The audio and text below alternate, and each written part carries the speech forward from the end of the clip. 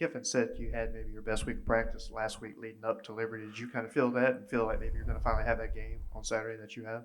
Yeah, you feel like you prepare really well every week, whether or not you're in the game plan or outside of the game plan, or because you kind of have a feel of who's going to be targeted and all that good stuff, But I felt like I did have a good week of practice, It was reassuring to know that, hey, I'm in the game plan, like going to be targeted some, and that always helps your mindset a little bit. But, yeah, I think I had a pretty good week of practice. For you this season, how has it been just kind of having those games where maybe you didn't get to produce as much as you'd hoped? I mean, how has that kind of just been battling that this year? Yeah, you kind of expect one thing and then you get the other, and I've learned to trust the Lord through it all. In Proverbs 3, 5, and 6, it says, trust in the Lord with all your heart. Lean not on your own understanding, in all your ways acknowledge him, and he will guide your path. And so whether or not I'm in it or out of it, I still realize that I'm truly blessed to be at an SEC school, at a D1 school, playing football, doing the thing that I love.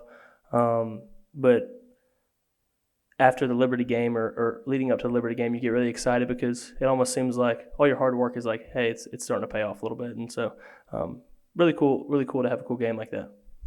You mentioned hard work. That kind of leads into what I was going to ask you. There's this assumption that you can just move from quarterback to receiver and it's here, go run a post or a flag like we did as kids or whatever. How difficult has the transition to learning, hand placement and feet and routes and all that stuff? How much more difficult has that been than maybe you anticipated it being, or maybe the general public thinks it should be? Yeah. So as a quarterback, I've told people, this is how I kind of explain it. Like I know where I'm supposed to be, know exactly where I'm supposed to be, know what everybody's routes are, where everybody's aligned. I know the scheme. I know the scheme really well.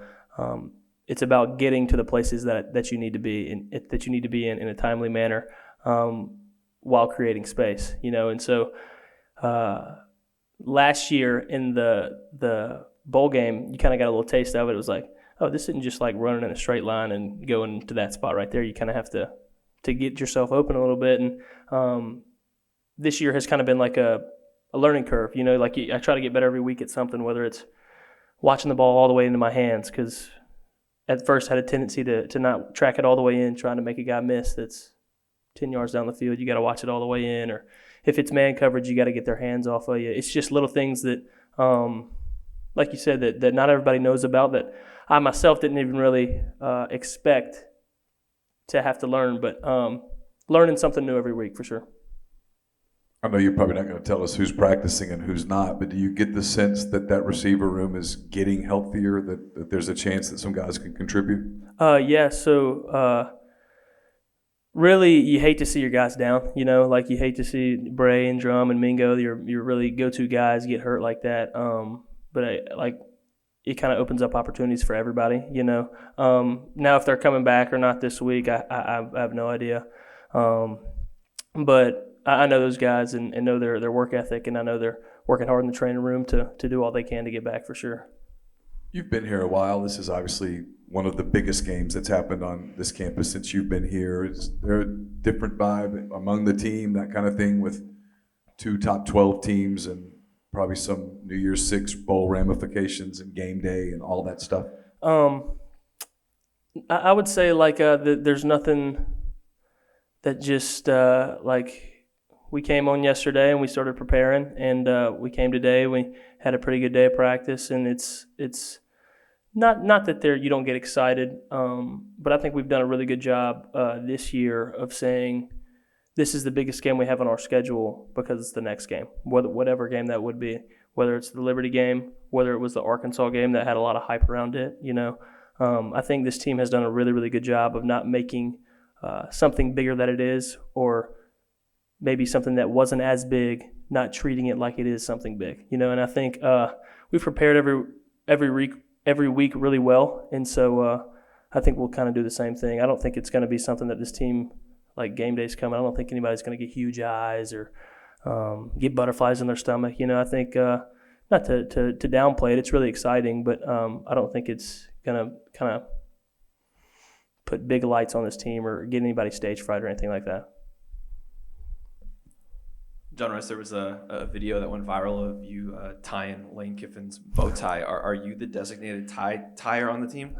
So I guess so. I was at breakfast I myself was wearing a bow tie, and Thad, one of our guys here, he came up to me, he says, "Hey, did you tie that bow tie? Do you know how to tie a bow tie?" I said, "Yeah."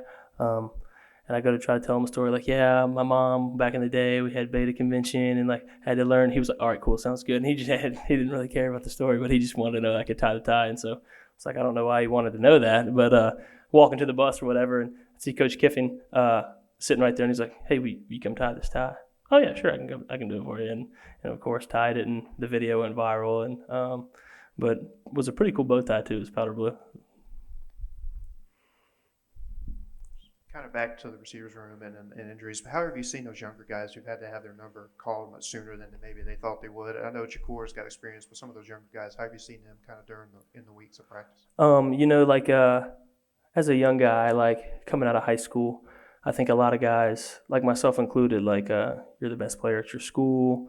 You're getting recruited by a SEC team. Like you're kind of a big deal where you're from. Like people know your name and everything, and then you come into here where it's like everybody was recruited by an SEC school and everything. It's not like that you're not a big deal. Like we obviously wanted you here, but it's and you kind of see some kids like come to a realization like okay, I gotta get to work, like, because everybody's good here, and so you see a lot of those guys looking at Drum and looking at Bray and looking at Mingo, seeing how hard they work, and they're like, all right, if the best guys on this team work that hard, then I sure got to work hard too. And so you see J.J. Henry and Brandon Buckhalter and Braylon Brown, all those guys. Even Dennis, he's been here a while, but hasn't really got to play as much as he wanted, and he's really gotten better this year of really getting down into the playbook. All the little things, and you see all those guys work really hard. And it's not that they don't expect them to pay off, but it's kind of happening more earlier than they thought, and it's a cool thing to watch for sure.